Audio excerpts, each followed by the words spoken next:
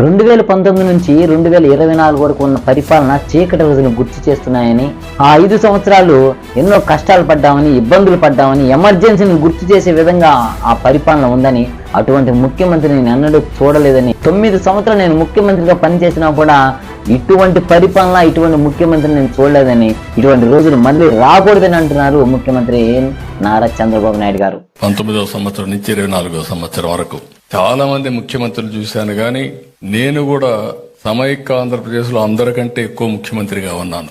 9 సంవత్సరాలు నేనే ముఖ్యమంత్రి, 10 సంవత్సరాల అపోజిషన్ లీడర్ని. ఒక ముఖ్యమంత్రి ఈ విధంగా చేయగలుగుతాడా నాకే అర్థం కాలేదు.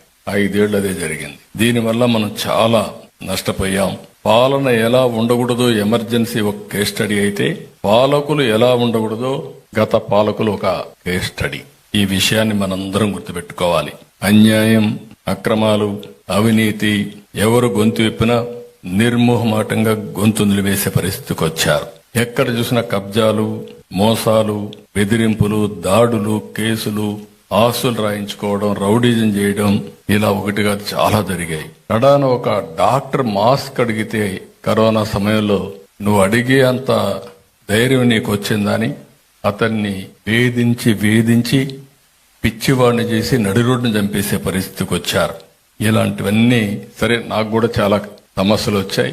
నాకు ఒకటే డిటర్మినేషన్, నన్ను అభిమానించిన తెలుగు ప్రజానీకం కోసం నేను ఏమైనా పర్వాలేదు, పోరాటం చేయాలి, మళ్లీ ఈ రాష్ట్రాన్ని కాపాడుకోవాలి అనే ఏకైక ధ్యేయంతో ముందుకు పోయాను తప్ప ఎక్కడా రాజీ పడలేదు.